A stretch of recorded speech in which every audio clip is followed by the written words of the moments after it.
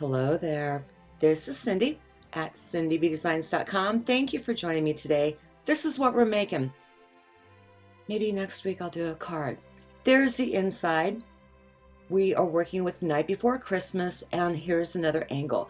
We're making just a simple gift folder. There's another sample that I made in a simple cutting, scoring. You don't even have to stamp it or anything. If you're a demonstrator, perfect customer gifts. It will help you get rid of all that cardstock and embellishments, memories and more cards from the seasonal catalog, the holiday catalog. So you can just keep moving on, and it benefits your customers as well. And they're great, crafty, fun gifts too. And that's just a way how to dress it up a little bit on the inside. And you'll see more as we go along. I'll have the measurements, everything over on the blog at cindybdesigns.com. We are working with Night Before Christmas and the memory cards. I cannot stress to you enough, measure, measure, measure, measure to infinity and back, because you're going to see me measure and then still blow up numerous times. So here I go. That is a piece of Pretty Peacock, 8.5 by 11 cardstock on the 11 side, 8.5. On the 11 side, scored at 5.25 and 5 3/4. Turn it 90 degrees, not 190, 90. Score it again at 1.5 inches. And do I score my lines or what? Okay, I'm showing you what you. Okay, focus. You want to cut that right there on the very outside of the score line so you don't get that ugliness. And then you want to cut that away, just that little flap right there. Snip it off and get that all even, and then you're good. Get everything scored up, and those are the inside pockets. Am I grabbing my tape? No, I'm measuring. I'm measuring again, and I'm trying to figure out the layers for the inside. So I laid down very vanilla cardstock to mat those to mat that DSP right there. And so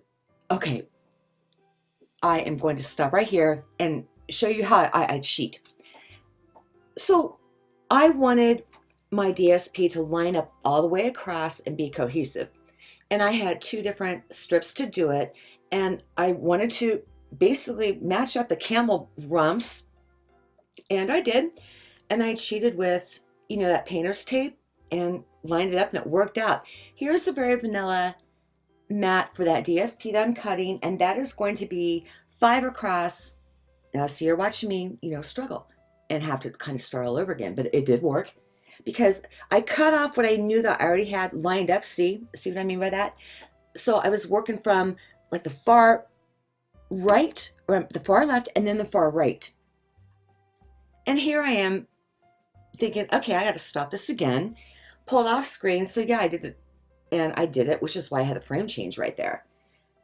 But back to the measurements. Again, they'll be over on the blog. But you measure too, okay? Because it could be like 1/8 of an inch off. It just happens. It's paper. So the very vanilla ended up being 5 inches across by 1 1/4 inch.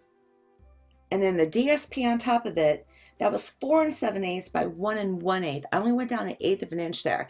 And I'm making the front portion of it now. The DSP in Night Before Christmas is only, it's a 6 by 6. And I needed good 7 inches on the front there. And so I put that together too, but I did end up covering it up once I matched it up to where you didn't see that line that you're not going to see in the pictures, but it does work out. And you don't have to use designer series paper or really throw it on your cover. Do whatever you want to your cover. Doll it up with die cuts like I did the the new, oh, what is that sweet called? The one with all the poppies in it. So I wasn't looking at the screen doing the voiceover because I was looking at measurements and what I have going on here. But I'm getting everything lined up and it's getting put together. I think I made a comment the other video about I'm using a lot more glue than snail. And I think I blow it here too and have to start all over again. No, that was a couple minutes ago. Yeah. I'm going to steamroll that down. But I find the adhesive to be much more cost effective. I still use snail, but for larger things like this, yeah, I'll go ahead and use glue. Tear and tape are super solid, you know, the big 3D projects. And there's our front. You want it over to the left like that for your ribbon. You want to put tear and tape on the far corners like I'm doing now, the far left and the far right. And then when you fold it up, your paper and whatever you put in there is not going to go flying across the room or anything like that. Can you put tear and tape on the other side if you want to? Yeah, that is 7 inches. I marked it at 3.5. And I'm going to lay down some tear and tape right now so I can adhere my ribbon to tie it all up. But the reason why, you know, back to that front panel, I put it all the way over and left the right of the folder open is so I could tie that ribbon up. And I pulled some of the, well, I'm using the Memories and More cards as well. And I just used one. There was like no stamping on this whatsoever. A couple of other ones I do have stamping on them. And if you want one of these, I have a couple left over because I made a ton. You know, shoot me off an email, cindy@cindybdesigns.com. I'd be more than happy to send you one. It'll cost me $1. And honestly, that's no problem at all. You know, Merry Christmas. That Merry Christmas ribbon is from, oh, it's the one with all the bulbs, the Brightly Gleaming. And that Night of Navy is from Everything is Rosy, which is on the clearance rack right now. And I still have Painted Seasons too from last year. They're just not going anywhere in my world. So now that I have the ribbon down, I put half the ribbon on half the adhesive, but they both have, they're going to stay. There's our front. And I'm pulling out the tear and tape and I'm going to put that on there too. This is going to be one of my mailable ones, which is why I didn't load it up with a lot of embellishments or anything like that. So I'm folding the inside pockets up and we're done. Can you put a teeny tiny bit of adhesive on the insides? Yeah, you can, but you know, this works out. So now we're just pretty much adhering everything and getting that down. And then we're going to start filling that folder up.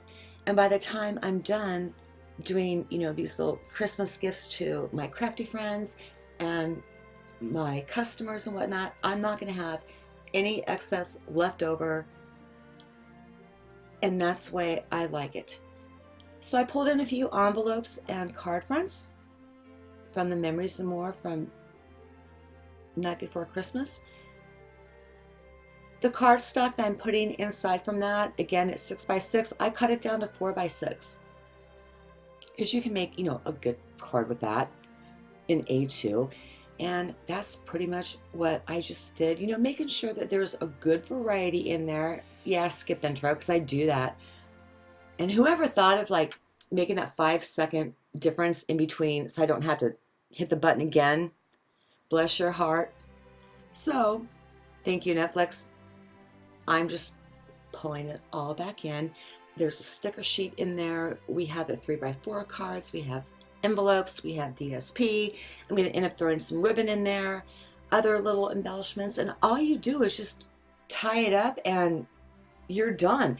It is so simple to make, and a couple score lines, one cut, well, on the folder itself, but the measuring part, yeah, you really want to do that. But you get into a groove after a while. So I hope that you enjoy today's project. Thank you so much for stopping by. If you make one of these, leave a comment, okay? Because I would love to see it. And I'll stop by your blog and leave you a comment as well. I hope that you have a fantastic weekend. I will see you next week on Tuesday and Thursday. And God bless. Please hit like and subscribe.